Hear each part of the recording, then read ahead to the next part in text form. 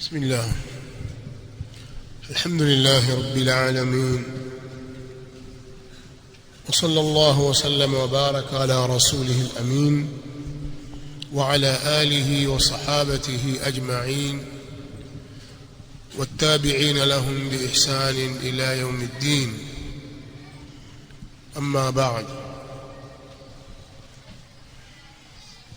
hii itakuwa ndio sehemu ya mwisho ya muhadhara wetu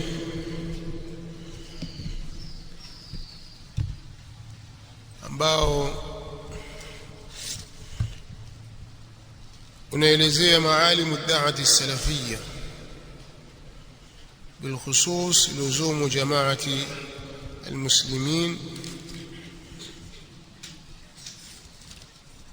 kwenye kipengele cha alhizbiyyah walhizbiyyun, وكذلك نبذة تاريخية عن الأحزاب والتحزب.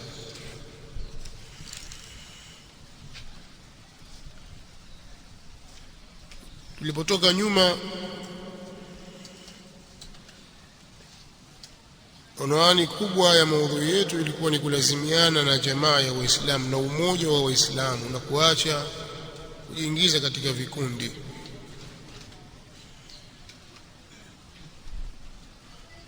Maelezo tuliyotoa kuhusu jamaa ya Waislamu na watu kuwa pamoja na kuacha utengano,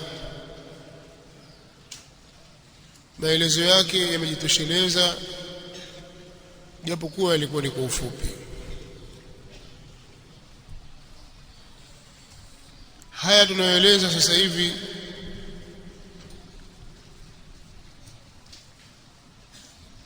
na baada ni kabla ya maghrib na sasa baada ya maghrib, haya tunaeleza, na kadhalika tunaeleza jana baada ya maghrib, yani baada salati al-maghrib, asilimia kubwa yanazungumzia ubaya, kuonyesha ubaya wa kuuvunja huu msingi madhubuti wa umoja wa Waislamu, kuleta tahazub katika dini, vikundi, kubaguana kwenye misingi isiyokuwa ya kisheria, kubaguana kwa sababu ya vyama, kwa sababu ya jumuiya na taasisi, kwa sababu ya miji na nchi, kubaguana kwa sababu ya ukabila na rangi, na kutengeneza makundi ikawa watu wanapendana kwa sababu ya vikundi vyao au wakatengana kwa sababu ya hivyo vikundi vyao. Jambo hili linaudhoofisha umoja wa Waislamu na linaleta mtafaruku katika Uislamu, na jambo hilo halikubaliki, ni jambo baya. Lakini maal asaf utakuta watu wengi dhahiri wanadai mshikamano, wanadai umoja, lakini wanafanya mambo mengi yenye kuuvunja umoja huo, na juhudi zao hazionekani kwenye maeneo yaliyoashiriwa na sheria na kuelekezwa na sheria, kwamba kwa maeneo hayo au kwenye maeneo hayo ndiko kunapopatikana umoja. Juhudi hizo zimekuwa ndogo sana, au kwa baadhi ya watu hakuna kabisa, imebaki ni maneno tu. Kuna mambo ya kuwaunganisha Waislamu, sheria imeelekeza mambo hayo, kuna haya na haya na haya. Tukitaka umoja wa kweli, basi tuhangaikie haya yapatikane. Na kuna mambo ya kuwagawa Waislamu, ni haya na haya na haya na haya na yale. Kwenye mapenzi na umoja wa Waislamu wanaochukia mifarakano, wanatakiwa waonyeshe juhudi ya kuyakataa mambo ya kuwagawa Waislamu. Lakini ukiwatazama wenye kauli mbiu hiyo ya kutaka umoja, utawaona hawaendei milango ile ya kisheria iliyowekwa na iliyoelekezwa, ni maneno tu. Pengine mtu mbaguzi kweli kweli wa rangi, mbaguzi mkabila, lakini adai kwamba ataka umoja wa Uislamu kabila. Akipata nafasi tuuona ukabila wake uko wazi, mbinafsi. Umoja utakuja vipi katika mambo kama haya? Au mzushi anazua katika dini ya Allah subhanahu wa ta'ala, vipi utakujipatikana umoja na hali ya kuwa wewe unazua? Haya ni katika mambo yanayosababisha iftiraq.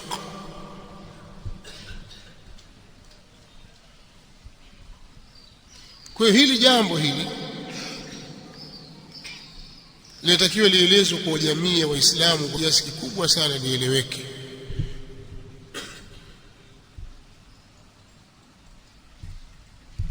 Kwa sababu kilio ni kikubwa.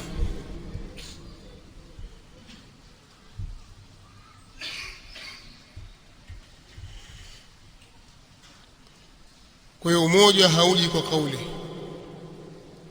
Umoja utakuja kwa kufuata zile taratibu zilizowekwa na maelekezo yaliyotolewa kwenye Al-Qur'an Al-Karim na As-Sunnatu An-Nabawiyyah Ash-Sharifa na Mtume sallallahu alaihi wasallam.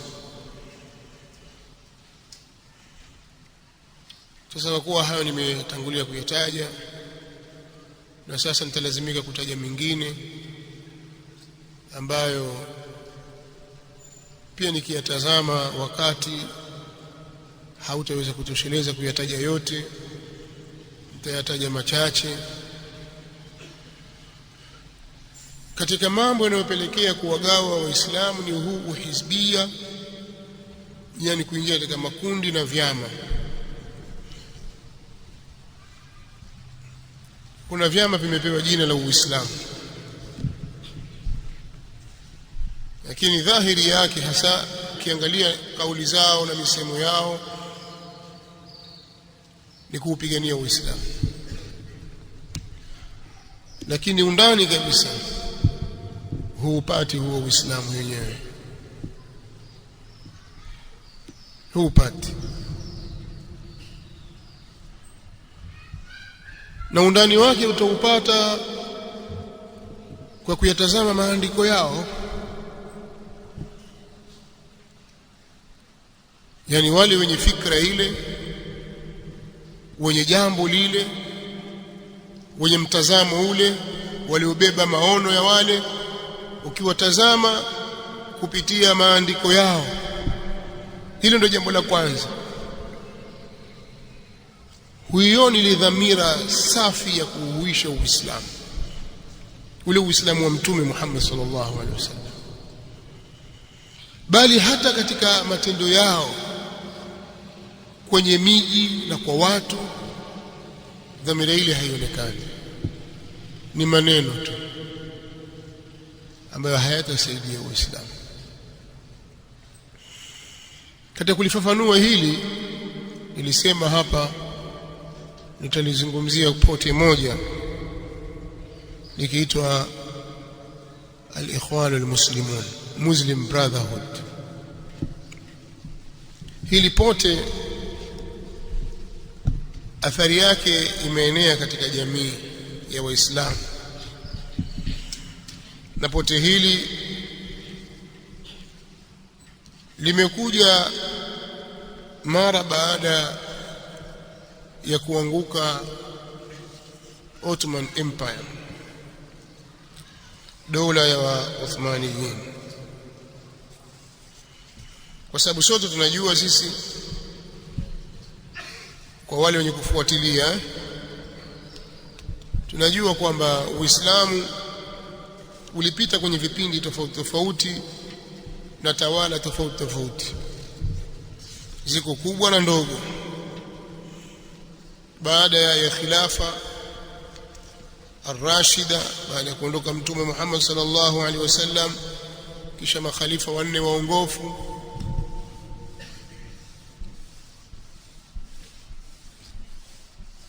ulisimama utawala wa Kibani Umayya. ambaye mtawala wa kwanza alikuwa ni sahaba mtukufu Muawiya ibn Abi Sufyan radhiyallahu anhuma. Umeitwa utawala wa Bani Umayya kwa sababu nasabu yao inakwenda mpaka kwa Umayya ibn Abd Shams ibn Abd Manaf. Wao nasabu yao inaungana na Mtume Muhammad sallallahu alaihi wasallam kwa Abd Manaf. Mtume sallallahu alaihi wa alihi wasallam na Bani Umayya nasabu yao yakutana kwa Abd Manaf, kwa sababu huyu Abd Shams ndiye alimzaa Umayya na Hashim ndiye alimzaa Muttalib, yani Shaybatul Hamd. Hashim ndiye alimzaa Abd al-Muttalib. Hashim na Abd Shams ni baba mmoja mama mmoja. Hashim amemzaa Abd al-Muttalib ibn Hashim, na Abd Shams watoto wa Abd Manafi hao. Abd Shams ndiye alimzaa Umayya. Kwa Banu Umayya na Banu Hashim ni ndugu. Muawiya radhiyallahu ta'ala anhu akimwona Mtume sallallahu alaihi wasallam kabla ya kuwa ni shemeji yake, yuko katika manzila ya ammi yake Muawiya bin Abi Sufyan, kwa sababu Mtume sallallahu alaihi wasallam alimuoa dada yake Muawiya akiitwa Ramla au Ummu Habiba. Ummu Habiba Ramla bintu Abi Sufyan ni mke wa Mtume sallallahu alaihi wasallam wa radhiyallahu anha, lakini pia akimwona Mtume sallallahu alaihi wasallam na ibn ammi yake. Miongoni mwa Bani Umayya ni Uthman ibn Affan. Uthman ibn Affan radhiyallahu ta'ala anhu pia ni katika Bani Umayya. Yeye mwenyewe Mtume sallallahu alaihi wasallam amemwozesha watoto wake wawili. Alimuoa Ruqayya bintu Rasulillah sallallahu alaihi wasallam. Alipofariki Ruqayya, Mtume sallallahu alaihi wasallam akamwozesha binti wake wa pili akiitwa Ummu Kulthum. Lakini huyu Uthman huyu nyanya yake au bibi yake aliyemzalia mama, kwa sababu mama yake anaitwa Arwa bintu Quraiz. Mama yake Uthman bin Affan, Arwa bintu Quraiz ni mtoto wa Ummu Hakim al-Bayda. Ummu Hakim ni pacha wa baba yake Mtume sallallahu alaihi wasallam. Mtume Muhammad sallallahu alaihi wasallam baba yake amezaliwa na pacha wake wa kike, wako wawili, yani mapacha. Alafu huyu Ummu Hakim al-Bayda binti Abd al-Muttalib ambaye ni shangazi yake Mtume sallallahu alaihi wasallam akamzaa Arwa bintu Quraiz. Huyu aliolewa na mtu katika Bani Umayya, baba yake Uthman, akazaliwa Uthman bin Affan radhiyallahu ta'ala. Kwa ni nasabu moja, nasabu moja. Sasa Bani Umayya tusitoke katika lengo nasabu moja. Hawa Bani Umayya akiongezwa na Muawiya ibn Abi Sufyan radhiyallahu ta'ala anhuma. Baada ya kuuawa Uthman katika Bani Umayya, Uthman aliuawa kwa dhulma. Walikuja watu wakamvamia, wakamzingira kitambo kirefu. Masahaba wataka kutoa msaada, anakataa kwamba acheni, kwa sababu kuna madhara mkiingia kwenye kupigana na hawa watu. Kuna ndugu zangu wengi watauawa katika masahaba, nyinyi watu watukufu, hawa watu hawaelewi, afadhali nife mimi peke yangu, lakini mtamwaga damu nyingi, acheni jambo hili. Wakitaka kupeleka msaada anakataa, msiingie katika jambo hili, kwa sababu tayari mimi nina maneno ya Mtume sallallahu alaihi wa alihi wasallam. Ewe Uthman, Allah amekuvisha wewe kanzu, watakapokujia wewe wanafiki wakataka kuivua kanzu hiyo, fala takhla'uhu hatta talqani, usivue kanzu hiyo mpaka utapokutana na mimi. Kwa Uthman akasimama katika msimamo wake huo kwamba hataki kutetewa, na pamefanyika mambo mengi. Jambo hili nilielezea katika muhadhara ya hivi karibuni tuliyofanya kule Arusha, ni msikiti mkuu pale. Swala la kuuawa Uthman radhiyallahu ta'ala anhu. Kwa hiyo Uthman akauawa kwa dhulma. Alipouawa sasa, watu wakatazama, hakuna mtu mwingine katika saadati al-muhajirin anemzidi Ali bin Abi Talib radhiyallahu ta'ala anhu kwa ilmu na sharaf. Bila shaka watu wakaenda kwake, bwana wewe utakuwa ndiye mtawala. Kina Talha wapo, kina Zubairi wapo na wengineo katika masahaba. Akapita Ali bin Abi Talib. Wakati huo Muawiya bin Abi Sufyan ni governor chini ya dola ya Kiislamu, governor wa sehemu ya Sham. Sham ni Syria, Jordan, Palestina, yote ni Sham. Sasa ni governor wa kule. Siku nyingi yuko pale amewekwa, na siasa yake ni bora kabisa, na watu wa Sham wamemkubali, na wao ndio ahlu thughuri, watu wa kulinda mipaka kule, kwa sababu wako mpakani na Roman Empire. Lazima dola ya Kiislamu ile. Sasa yeye alikuwa anacheza nafasi yake vizuri, hawasogei wale. Akapata shaabia na watu wengi wanaomkubali, kwa sababu siasa yake na utawala wake ulimfanya apendwe na raia wake. Huu ndio ukweli ulivyo. Sasa Ali bin Abi Talib ni mtu bora kuliko yeye radhiyallahu ta'ala anhuma, na huo ndio msimamo wa ahli sunnah wal jamaa. Baada ya kupewa bai'a na kutawazwa Ali bin Abi Talib radhiyallahu anhu kuwa khalifa wa Kiislamu, yeye utawala akauhamishia, yani makao makuu ya dola akayahamisha Al-Kufa huko Iraq kutoka Madina, kwa sababu Mtume sallallahu alayhi wasallam alikuwa yuko Madina, Abu Bakar alikuwa Madina, Umar alikuwa Madina, kadhalika Uthman alikuwa Madina radhiyallahu ta'ala anhum ajma'in. Wakati wa Ali bin Abi Talib yakaona hapana, sasa tuhamie Al-Kufa. Ijtihadi yake na wala hakuna vibaya. Muawiya bin Abi Sufyan akamwambia Ali bin Abi Talib, mimi Uthman ni ibn ammi yangu na ameuawa kwa dhulma, na Qur'ani inaniambia waman qutila madhluman faqad ja'alna liwalihi sultana fala yusrif fil qatl innahu kana mansura. Na yoyote atakayeuawa kwa dhulma, basi tumeweka mamlaka kwa warithi wake, kwa mrithi wake, mamlaka ya kisasi.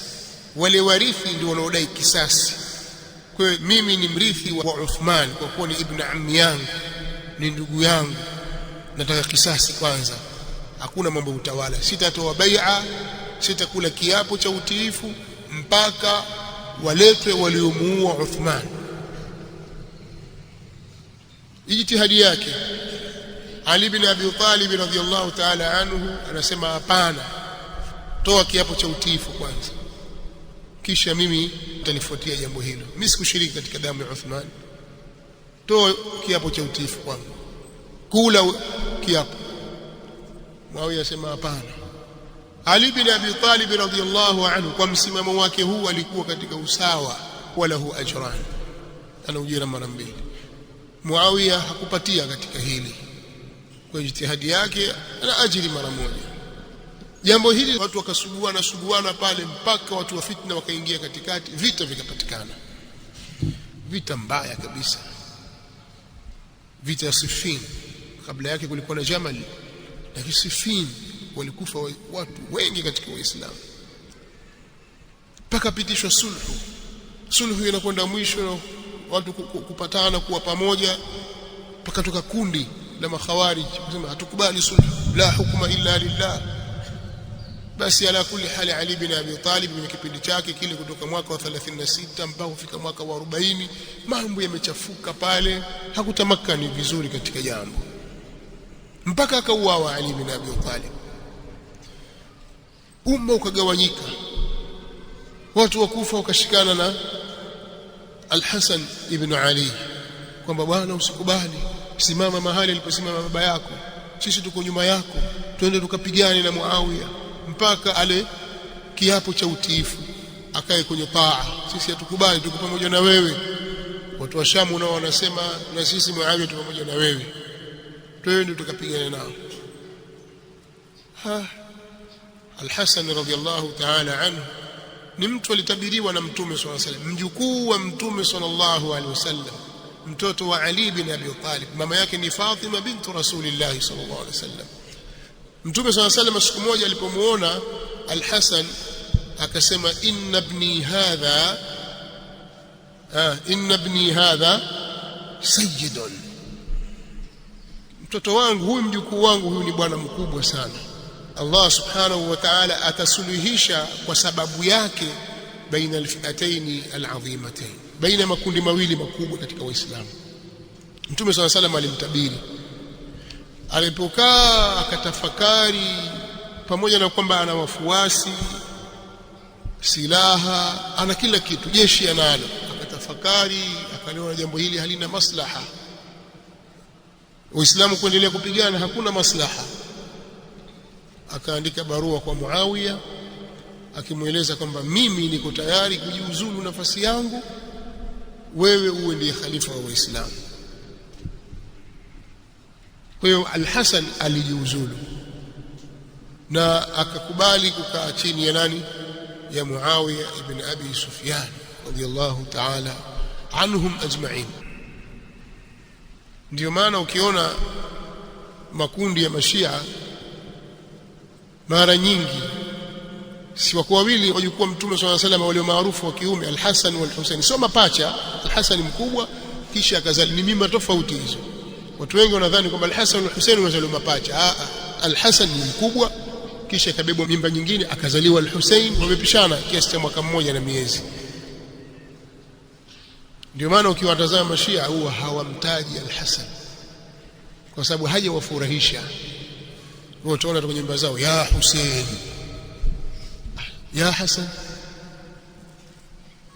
Hatusemi kwamba naye aabudiwe na aombwe, lakini kwa nini wanamruka? Wana maana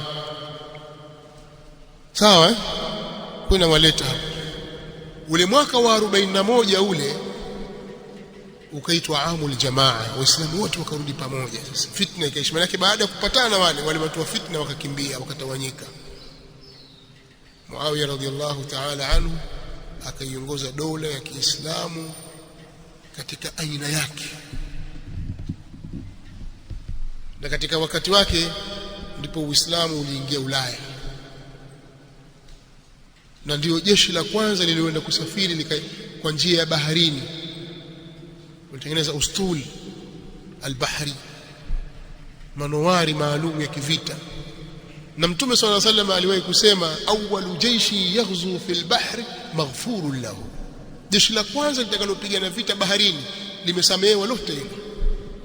Watu wote walioingia katika jeshi hilo wamesamehewa, kina Ummu Haram binti Milhan na wengine wote walikuwemo, kina Abu Ayyub al-Ansari na wengine walikwenda kufa Uturuki huko. Kwa hiyo watu wakapigana vita wakaingiza Uislamu huko Cyprus na sehemu nyingine mbalimbali katika wakati wa Muawiya. Lakini pakatokea baada yake wakati wa Yazidi mambo ambayo hayafurahishi kwenye Uislamu, kwa sababu alifanya mambo mabaya kabisa tofauti na alivyokuwa baba yake. Utawala ukaenda hivyo kwa Bani Umayya, watoto wa Muawiya, kisha ukahama ukaenda kwa Bani Umayya, watoto wa Marwan bin al-Hakam, kina Abdul Malik bin Marwan, kina Abdul Aziz, kina Umar bin Abdul Aziz, kina Hisham na wengineo, mpaka mwaka 132. Bani Umayya wao walitawala kwa kiasi cha miaka 92. Mpaka 132 dola yao ikaanguka kwa kampeni zilizofanywa na Banu al-Abbas, Abbasiyya. Banu al-Abbasi hawa ni wajukuu wa Abdullah ibn Abbas, walikuja watawala takriban 38. Walitawala kutoka mwaka 132 mpaka mwaka 656. Miaka 556 ukitoa 132 utapata idadi kwamba walitawala miaka mingapi. Miaka mingapi hiyo? 124. Banu al-Abbas walitawala kwenye vipindi vitatu tofauti. Walikuwa na vipindi kwa sababu kuna kipindi Banu al-Abbas walikuwa na nguvu, wao ndio watawala na ndio kila kitu. Dola ikasimama ikaeneza Uislamu. Wakati wa Muawiya yeye alihamisha makao makuu ya dola ya Kiislamu akayapeleka Dimashq au Damascus. Syria. Makao makuu yalikuwa Damascus wakati wa Bani Umayya, na pana jami kabiri pale ya Bani Umayya pale Damascus, ambaye Ahmad Shari'i sasa alikuja akaifungua rasmi, wakapewa kipande cha nguo ya Al-Kaaba ile, wakaenda wakakiweka pale jami Bani Umayya. Iko juzi hapa Ahmad Shari'i huyu ambaye amempindua Bashar al-Assad. Haya, tuache haya. Banu al-Abbasi wao ndio walioijenga Baghdad. Hakukuwa na mji unaitwa Baghdad Iraq. Walipoingia katika madaraka wakaijenga Baghdad, kikawa ndio kituo cha hadhara na thaqafa na ilmu. Maendeleo yote ya Uislamu na ilmu yakawa yamewekwa pale na Banu al-Abbas. Baghdad ikawa ni mji, ni ummu dunia kwa wakati wake. Lakini baadaye utawala uliyumba yumba, wakaja hawa wakaja wale, mara hivi mara Salajika, mara fulani, mara imesimama daula nyingine, Mamalik, Ubaydiyun, mara kuna daulatul Murabitina huko wapi. Ala kulli hali hawakuwa katika hali ya utulivu dakika za mwisho. Lakini wakati ule ule ikisimama daula ya Bani Umayya, Bani al-Abbas, baadhi ya Bani Umayya walitoroka, kwa sababu walikuwa wanafuatwa mmoja baada ya mwingine, popote pale alipo anauawa. Akapona mtu mmoja akiitwa Abdurrahman ad-Dakhil, Saqr Quraish katika Bani Umayya. Huyu ndio alikuwa na Uislamu Spain au Andalus. Saqr Quraish kule ikasimama, ile Andalus ikasimama daula Bani Umayya kule, ikawa kuna daula Bani Umayya Maghrib na daula Bani Abbas Mashriq. Alhasil Uislamu ukaenda namna hivyo, duwali zikaenda zikasimama zikaanguka, mpaka walipokuja Ottoman Empire na watawala wao wakayafanya waliofanya, wakaimarisha Uislamu, wakapiga hatua. Salimu al-Awwal, Suleiman al-Qanun, al-Murad na wengine wakaja tofauti, wakausimika Uislamu katika nchi mbalimbali, huko Namsa na Vienna, huko Bulgaria, wapi Uislamu ukawa umekita huko na watu wake Waislamu, Bosnia, Yugoslavia kwa jumla. Mnaelewa mambo hayo? Mshawahi kusikia? Ulaya Mashariki takriban ile ikawa imestakiri Uislamu kule wakati Bani al-Abbas, na huko magharibi kwa maana Hispania pamoja na Ureno ikawa Uislamu pia na umeendelea kule mpaka mwaka 1492, vita ya msalaba ile ya kuwatoa Waislamu. Mnakumbuka hiyo? 1492 wakawa washamaliza kila kitu, Waislamu waliuawa na nchi ikachukuliwa, dola ikaanguka, na isitoshe Ukristo ukasimikwa tena upya, na wakawa wanawafuatilia Waislamu popote pale walipo duniani. Ndio yule Vasco da Gama kabla ya kutoka kwake alikwenda kwa papa mkuu wa wakati huo, kwa sababu ilikuwa Spain pamoja na Ureno ndio ilikuwa nchi zenye nguvu kwa wakati wao. Kuna wakatoka watu wanaoitwa wavumbuzi, kina Magellan, sawa, Christopher Columbus na kina nani, na huyo anaitwa Vasco da Gama. 1498 akafika Kilwa kupitia Cape of Good Hope, rasi ya tumaini jema. Wapi huko? Kusini mwa Afrika. Walikuja na njia hiyo, wakashuka huko wakazunguka ambao wakafika Kilwa. Uislamu ulikuwa umetamalaki vizuri kabisa. Kilwa peke yake, Kilwa kisiwani, ilikuwa na misikiti 99 imejengwa kwa ufundi wa hali ya juu. Wakati wa wazungu walikuwa hawajakuja. Nataka niwaulize, uinjinia au uhandisi waliosomea wapi wa kujenga misikiti ya namna ile? Si ustaarabu na elimu imeletwa na wazungu ya kuweka majengo, kutengeneza miji. Hawa wazungu walikuwa hawajakuja bado. Haya majengo aliwajengea nani? Muhandisi gani? msanifu majengo yupi? Kama mmefika Kilwa baada ya kuchimbuliwa ile na kuwekwa vizuri na UNESCO pale, utaona ule msikiti mkubwa pale na makuba yale makubwa yaliyotengenezwa, si ya jana yale, ni siku nyingi, miaka kadhaa imepita huko nyuma.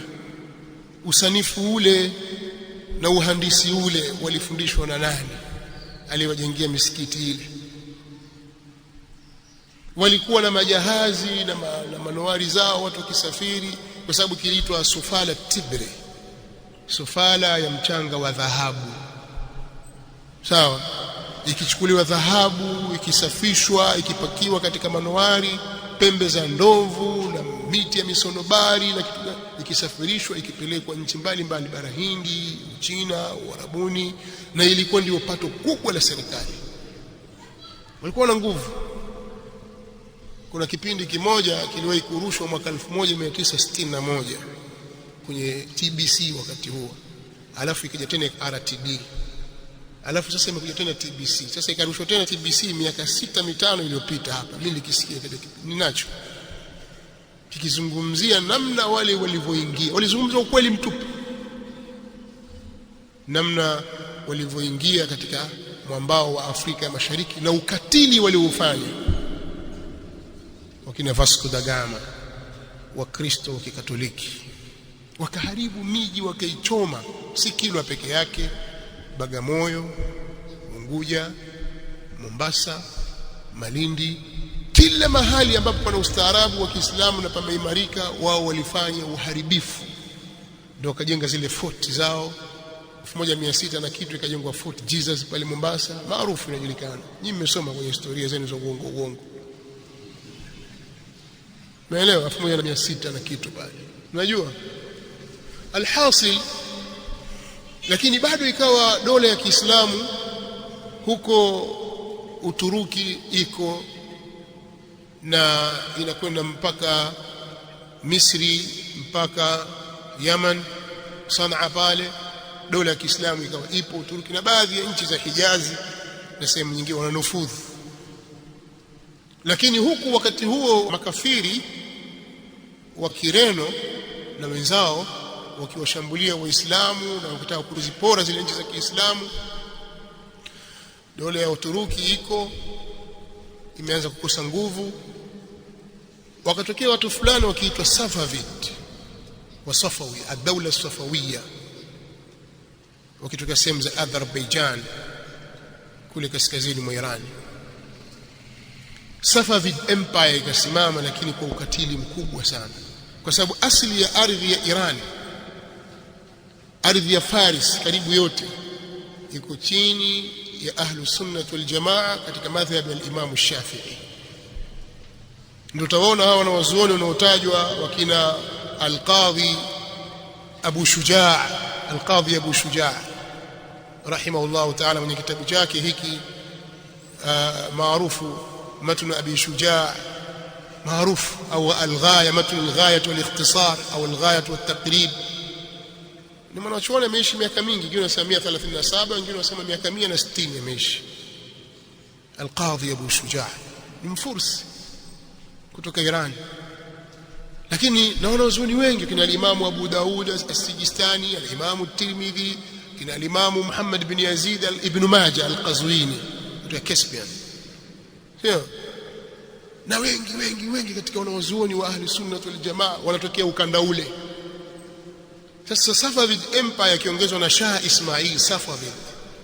Hii nimeeleza kwenye kitabu changu kimoja historia yake. Wale wakaja wakavamia miji ya Ahli Sunnah wal Jamaa, wakawa wanawaua wanawazuoni wa Ahli Sunnah wal Jamaa, wanaingiza ushia,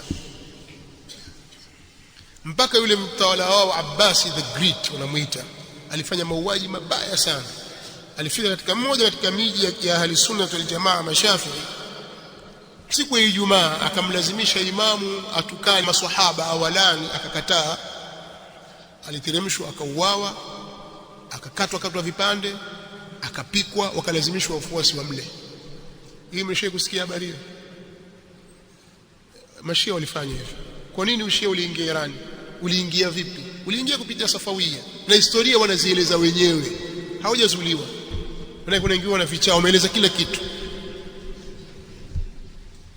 Ndio Salimu al-Awwal, mfalme wa Kituruki Salimu al-Awwal, akaacha kufanya mashambulizi kupeleka Ufaransa, akarudi kwa Safavid. Kuna mmoja katika wataalamu walioandika sema, lau kama sio Safavid kufanya waliofanya kwa ahli sunna wal jamaa, leo ingelikuwa Ufaransa Qur'ani inasomwa kama inavyosomwa Algeria, ingekuwa waislamu wale. Lakini wakaleta chokochoko, wakatamalaki zile ardhi pale, umefahamu? Wakaingia Baghdadi, wakayafanya walioyafanya, wakalifukua kabri la Abu Hanifa. Haya sisemi mimi mwenye Al-Anwaru An-Nu'maniyya, Ni'matullah Al-Jazairi, ana kitabu, ni katika wanachuoni wa Kisafawi, volume 4. Katika moja ya maandiko yake aliyoandika, anaeleza wazi kwamba lilifukuliwa kabri la Imamu Abu Hanifa, akazikwa mbwa. Mnaelewa? Bali kuna mmoja akajitolea pale katika watawala wao kwamba huyu mnyama wangu huyu ni sadaka, anayetaka kusikia haja akitoka hapa sokoni akiwa na haja aende kwenye kabri ya Abu Hanifa akakidhi haja yake alafu arudi, lakini nimemtoa wakfu. Kiwango kilifikia hivyo, kwa dola ya Kiislamu ikadhoofika ikawa haina nufudhi tena. Ikasadifu sasa ni wakati wa wale Wareno na Wajerumani na wengineo kutaka kuzichukua ardhi za Waislamu. Zile tawala za kienyeji za Waislamu na imara ndogo ndogo zikaungana kupambania ardhi zao. Kwa hiyo mwisho wa yote dola ya Uthmani ikaanguka mnamo mwaka 1924. Dola ya Uthmani ikaanguka, Ottoman Empire. Na kumbukumbu hizo nimeandika mahali, nimesahau. Zipo sababu zilizopelekea Ottoman Empire kuanguka. Walianza kuacha minhaji nubuwa, khurafati zikazidi, maasi yakazidi, tahkim bi shari'ati Allah ikaachwa, watu wahukumu na sheria ya Allah. Mambo mengi yakaingia, mambo yakavurugika kabisa, dola ikaanguka.